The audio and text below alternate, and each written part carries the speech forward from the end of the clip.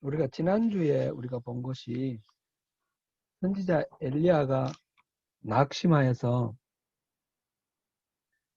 로덴 나무 아래서 하나님께 차라리 죽여주세요 하는 그런 장면을 보았습니다.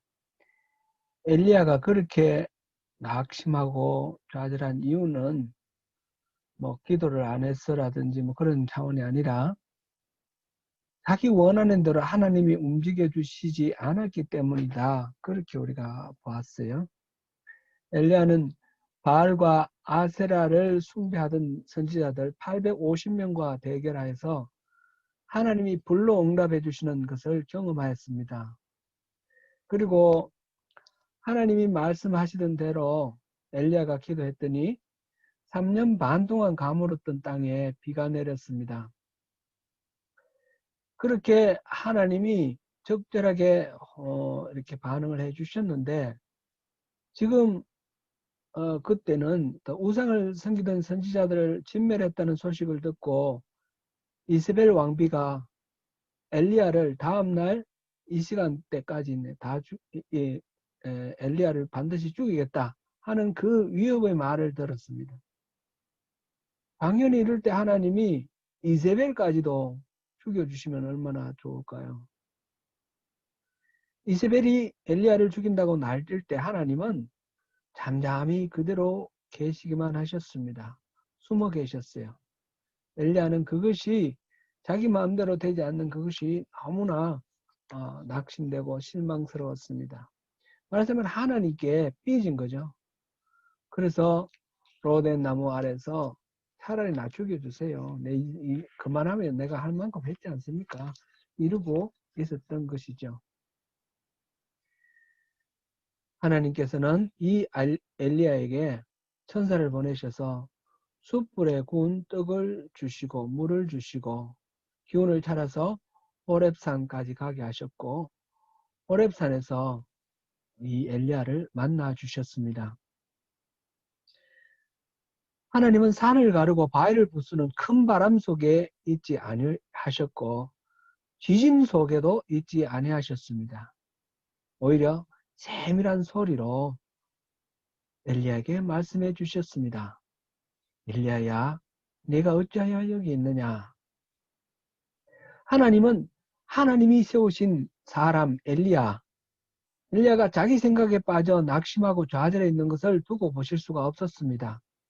그래서 책망하기보다는 격려하고 일으키시기를 원하셨으며 직접 만나 주시고 사명을 일깨워 주셔서 엘리야가 다시 일어서게 하셨습니다.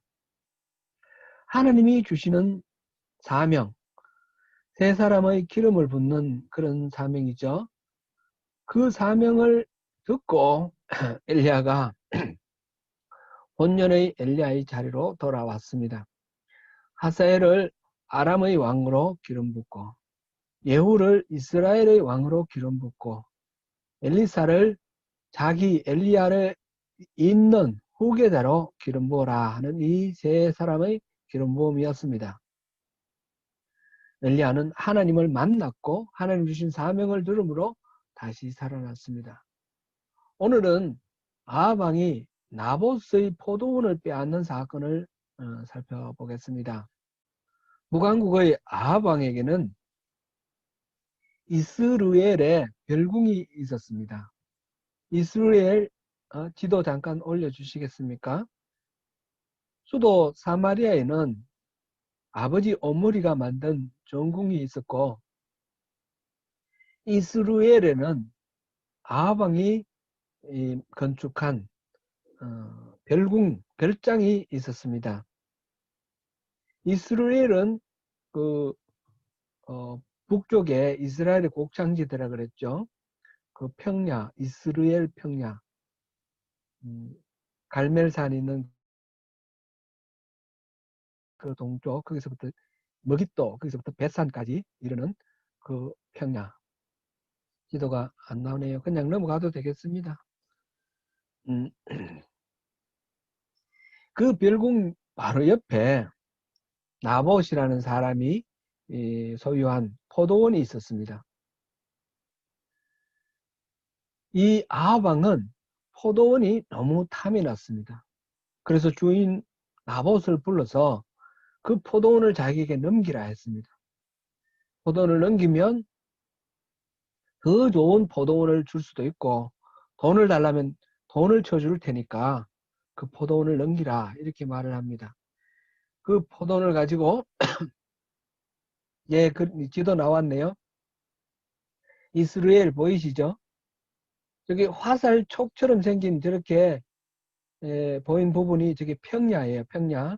그게 이스라엘 평원. 이스라엘 평원이고, 왼쪽으로 저 산 꼭대기 보면 갈멜산이라고 보이죠? 바다가 툭 튀어나온 부분, 여기까지가 산맥이 쭉 뻗어져 있고, 그 중간에 갈멜산이 있습니다. 그 갈멜산이라는 글자 바로 밑에 보면 길이 지나가는 데 있는데, 거기가 머깃도입니다. 머깃도, 왼쪽에 해안 평야지대로, 그리고 고개를 넘어서 이 이스라엘 평원을 넘어오는 그 골짜기, 그 지점이 머깃도입니다. 이 고개를 넘어가는 게 바로 머깃도 패스, 그죠? 한국식으로 하면 머깃도령, 고개이죠. 거기서부터 시작해서 오른쪽을 쭉 가서 저렇게 보면 이스라엘이라는 글자 바로 오른쪽에 있는 툭 튀어나온 부분이 길보아산, 길보아산이고요. 그 위쪽에 또 모래산이 있죠. 모래산. 그리고 그 위에 다볼산이 있고, 그 다볼산에서 수평으로 갈멜산을 향해 가다 보면 나사렛이 보이죠. 나사렛, 예수님이 살아신 곳 나사렛. 그렇게 지금 지역이 그렇습니다.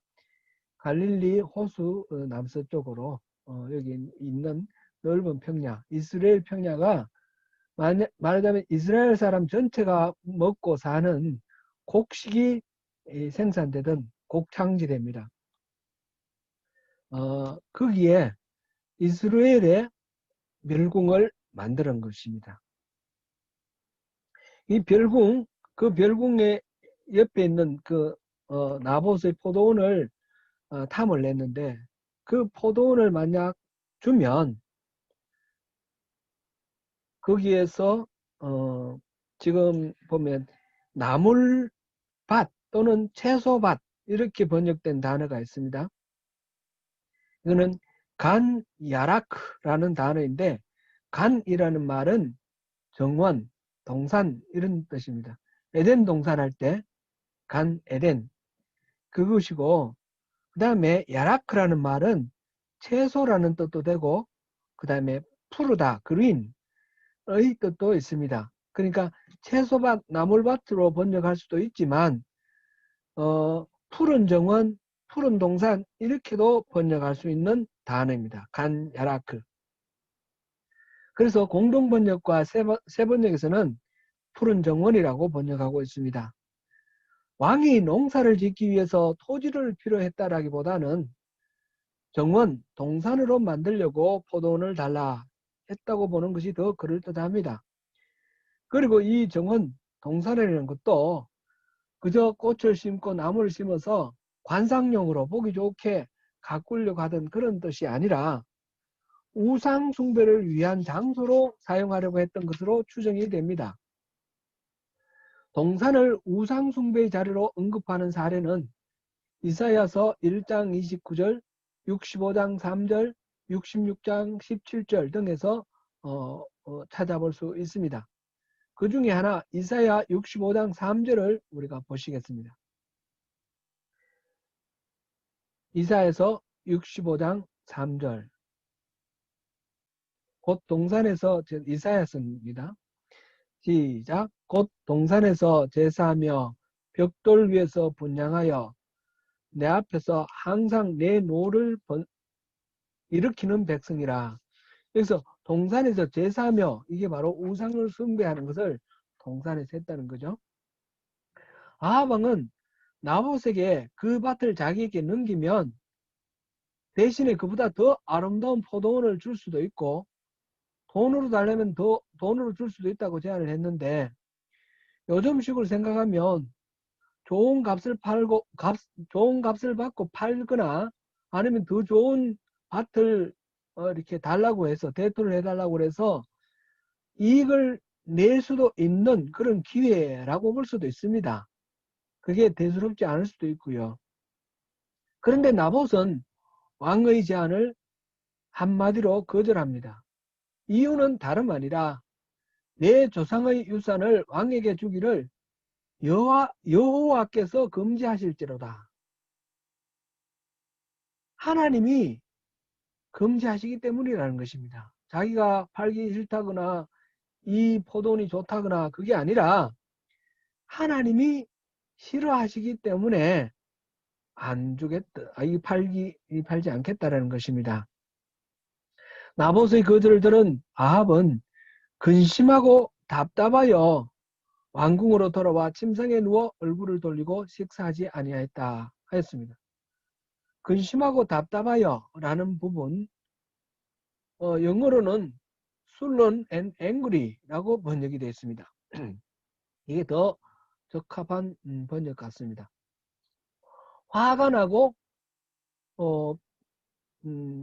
삐쳐서 그런 의미입니다. 그리고 마음이 우울한 상태. 화가 나고 토라져 우울한 모습입니다. 왜 화가 나고 우울합니까? 자기 욕심이 채워지지 않았기 때문에 그렇습니다. 자기 마음대로 되지 않는다고 매사에 화를 낸다면 그것은 인격적으로 미성숙한 것이죠. 아합왕은 뭐든지 자기 마음대로 돼야 되는데 자기 마음대로 안 되니까 화가 나고 그래서 토라져서 그냥 밥도 안 먹고 누워 있습니다. 이 광경을 본 이세벨이 아합왕의 아내 이세벨이 그 까닭을 물어보고는 당신이 지금 이스라엘의 왕 맞습니까? 왕이라며 다스린다며 그러면서 좀 비아냥거리고 그까짓 것을 뭘 걱정해요. 내가 알아서 처리할 테니 일어나서 밥이나 먹으세요. 그러고는 이세벨이 편지를 썼습니다. 그리고 아합왕의 도장을 찍었습니다. 그 성읍의 장로와 귀족들에게 보냅니다. 거짓 증인 둘을 세워서 나봇을 죽이라고 명령합니다. 그래서 그 성읍의 장로와 귀족들은 거짓 증인 둘을 세워서 나봇이 하나님과 왕을 저주했다 라고 거짓으로 증언하고 이 죄목으로 죽였습니다. 이 엉터리 재판으로 나봇은 그냥 억울하게 죽임을 당했죠. 열왕기 하 9장 26절을 보면 나봇만 죽은 것이 아니라 그 아들들도 다 죽었습니다. 그리고는 나봇의 포도원을 이 아합왕이 차지했습니다. 나봇은 포도원을 팔지 않아 살해당했습니다. 포도원 때문에 목숨을 건 셈이 되었습니다. 포도원이 그렇게 목숨을 바쳐서 지킬 만한 재산이었을까요? 그것도 아합 왕이 빼앗겠다는 것이 아니라 정당한 대가를 지불하고 사겠다는데 나봇이 대답한 말을 잘 생각해 볼 필요가 있겠습니다. 나봇은 이 땅은 조상의 유산이라고 하였습니다. 그리고 그것을 넘겨주는 것은 여호와 하나님이 금하신다라고 하였습니다. 그러면 하나님이 금하신다는 것은 어떤 근거가 있습니까? 레위기 25장 23절을 보시겠습니다. 레위기 25장 23절을 보면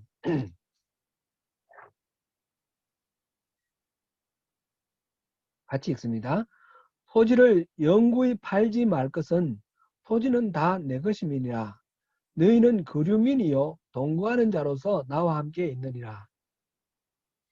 지금 토지를 가나안 땅에 와서 다 받았는데 근데 이 이스라엘 사람은 토지의 주인이 아니라는 겁니다. 거류민, 에일리언, 동거하는 사람. 이 사람은 유대인들은 그곳에 농사를 짓고 살면서도 자기 정체성을 우리는 떠돌이 유목민이다. 우리는 노마드다. 그런 생각을 하고 있습니다. 그 땅을 하나님으로부터 임차하여 사용하는 임대인, 테넌트일 뿐인 것입니다. 그래서 그 땅은 기업, 이네리턴스가 되는데 그 땅을 경작하다가 병이 나서 농사를 못 짓거나 또는 뭐 가족이 아프다거나 흉년이 들었다거나 해서 그 생계를 유지하지 못해서 땅을 이렇게 전당 잡히든지 아니면 팔든지 하는 경우가 있습니다. 그렇게 되면 이 땅을 잃게 되면 친척들이 그 땅을 대신 값 주고 사서 이 사람에게 돌려줘야 되는 거죠. 원래 경작자에게. 이를 고엘이라 하였습니다. 룻기에서 보면 룻이 보아스의 아내가 되는 그 과정에서 보면 기업을 무른다라는 말이 나오죠. 그게 바로 고엘 제도 이거를 말합니다. 친척들이 그렇게 물어서 그 땅을 돌려줄 수 없으면 세월이 흘러 50년이 지나가면 무조건 원래의 경작자에게로 돌려주도록 되어 있는 것이 성경 말씀입니다. 나봇은 포도원을 넘기는 것은 하나님의 말씀, 율법에서 금지하는 것이기 때문에 거절했습니다. 세상 나라의 경우라면 백성이 왕의 요구를 거절할 수 없습니다. 그런데 이스라엘은 하나님의 나라입니다. 이스라엘의 왕은 애초부터 세상의 왕들과 다릅니다. 하나님이 세워주신 왕으로서 하나님을 대신하여 백성을 다스리고 섬기는 그런 직분을 맡았습니다. 후강국의 첫 번째 임금이 누굽니까? 여로보암 왕이죠. 여로보암은 어떻게 왕이 되었습니까? 솔로몬 왕의 학정에 반발한 10개 지파 장로들이 여로보암을 추대해서 왕이 되었습니다. 자기 힘으로 정복해서 왕이 된 것이 아닙니다. 물론 그것은 미리 하나님이 예정하신 것이고 아히야 선지자를 통해서 기름 부어 주셨던 일입니다. 나봇은 포도원에 욕심을 내다가 죽임을 당한 것이 아닙니다. 하나님의 말씀을 지키려다가 죽은 것, 순교를 한 것입니다. 이스라엘은 하나님이 선택하셔서 세상을 구원하기 위해 모델로 삼은 선민들입니다. 그러므로 이스라엘에게 명령하신 하나님의 말씀은 이스라엘에게만 해당되는 것이 아니라 모든 사람에게 해당되는 말씀입니다. 하나님은 온 세상을 하나님의 법에 따라 다스리기를 원하셨습니다. 오늘날 세계 모든 곳에서 땅값이 오르고 있습니다. 우리 조국에서도 땅값이 폭등한다는 뉴스가 있고 우리가 사는 오클랜드의 땅값도 천정이 어딘지 모를 정도로 계속해서 오르고 있습니다. 그동안 저희 짧은 생애를 돌아보아도 땅값은 늘 올랐습니다. 2007년, 2008년 서브프라임 모기지라고 하는 그 사태 때문에 글로벌 금융위기가 있어서 당시 땅값이 많이 내렸습니다. 그런데 그것은 잠깐이었죠. 다시 그 이상으로 올랐습니다. 땅값이 오르는 것은 어쩌면 당연합니다. 왜냐하면 땅은 새롭게 생산해낼 수 있는 그런 재화가 아닙니다. 땅은 유한한 자원입니다. 그런데 인구는 늘어나고 생활이 다양화되면서 땅에 대한 수요는 폭발적으로 늘어나고 있습니다. 따라서 자연스럽게 땅값은 계속 오릅니다. 이러한 문제를 해결하기 위해서 토지에 대한 여러 가지 권리를 제한하고 세금을 물리고 그래서 그 땅을 공공의 이익을 위해 사용되도록 하는 정책이 세계 각국에서 시행되고 있습니다. 이른바 토지 공개념이라고 합니다. 이것을 일각에서는 사회주의 정책이라 하고 나라를 북한에게 바치기 위한 업무라고 공격하기도 하는데 너무 뻔한 특정 정치 집단의 그 입장에 치우치는 논리입니다. 성경에서는 모든 땅은 하나님의 소유라고 하였습니다. 그렇다고 오늘날 사유재산제를 부인할 수는 없죠. 그러나 사유재산이라 하더라도 공공의 이익을 위해서 사용하도록 하는 것이 바로 성경의 원리에 부합되는 이론입니다. 정권이 좌냐 우냐 상관없이 시대를 불문하고 토지 공개념의 입장은 계속 지켜져야 하며 지켜져 왔습니다. 우리나라를 우리가 잘 아니까 생각해보면 박정희 정권 때는 그린벨트라는 거 있죠. 그 사유재산이라도 마음대로 개발하지 못하도록 묶어놨지 않습니까? 그것이 오늘날까지 유지되면서 귀한 정책으로 잘 이렇게 지켜지고 있습니다. 노태우 정권 때에 토지 공개념이라는 개념에 입각해서 법을 여러 가지를 만들었는데 그때 일부 토지 가격 상한제라는 그런 거는 과도한 규제다 해서 위헌 판결이 난 것도 있습니다. 그러나 그 정신은 그때 헌법을 개정할 때 우리 조국 대한민국의 헌법에 이 토지 공개념이 들어가 있습니다. 노무현 정권과 문재인 정권에서도 종합토지세를 통해서 토지 공개념 실현을 꾀하였습니다. 우리 그리스도인은 모든 땅의 주인은 하나님이시라는 성경적 원리를 바탕으로 해서 현실의 정책이 이런가 저런가 판단하고 바라보아야 할 것입니다. 제가 동양사를 전공을 했는데 동양의 역사에서 보면 항상 이 땅에 대한 그런 관심이 왕조가 바뀔 때마다 있습니다. 옛날 주나라 때의 정전법을 이상적인 모델로 삼았습니다. 우리나라 역사만 봐도 그렇습니다. 고려 말에서 그 다음에 조선 초기로 갈 때 과전법이라는 것이 있었습니다. 조선 후기 실학사상의 유영원의 균전법, 정약용의 정전법 이런 모든 것들은 다 땅이 어떤 일부의 사람들에게 집중되는 것은 바람직하지 않다라는 것을 기본적으로 철학을 깔고 있습니다. 그리고 모든 토지는 왕의 것이다. 솔토, 개, 왕토라는 이 개념이 있었습니다. 성경의 입장에서 보면 왕의 것이 아니라 하나님의 것이다. 이렇게 보면 되겠습니다. 한 10여 년 전에 자마, 미국의 그 예수운동 하시는 그 자마라는 단체가 있는데 청년단체 그 대표이신 김충건 박사가 오클랜드도 오시고 해밀턴도 오시고 크라이처치도 오셨어요. 그때 그분이 이런 질문을 하셨습니다. 이 뉴질랜드는 누구의 땅입니까?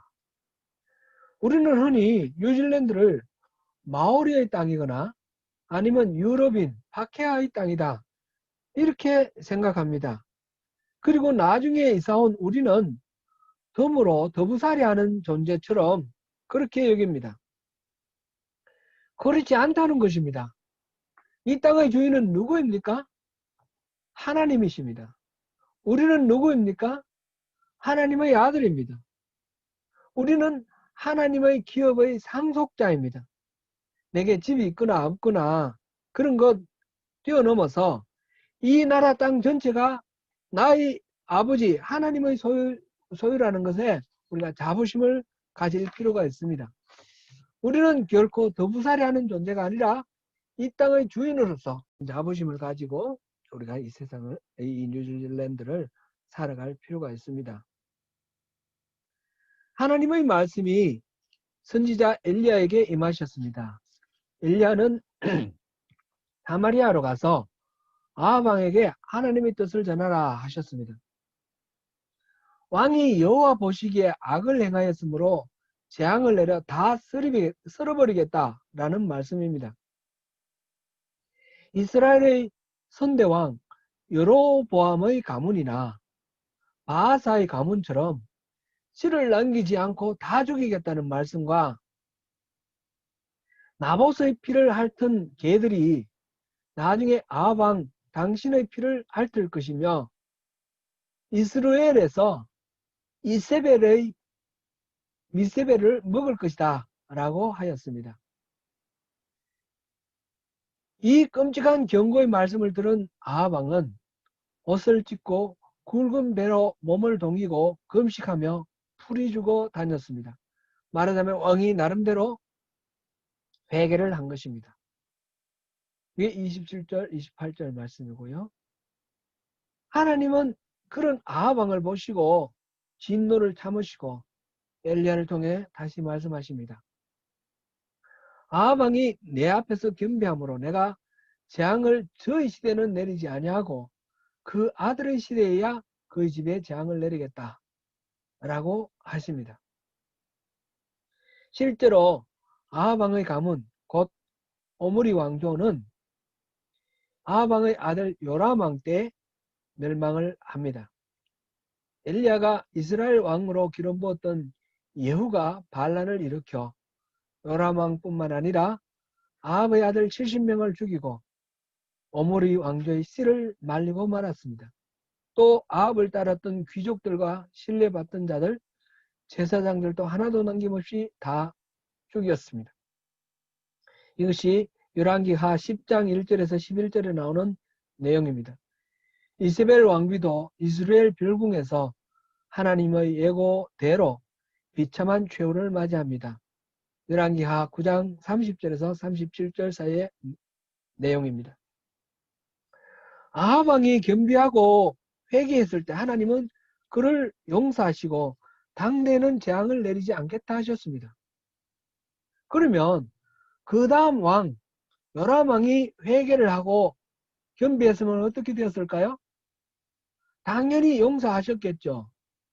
에스겔 18장 요즘 그 일일 성경 매일 성경 그 읽기 진도에 따르면 에스겔 18장 최근에 읽었는데 하나님은 아버지가 신 포도를 먹었으므로 그의 아들이 이가시다 라는 속담을 쓰지 못하게 하셨습니다.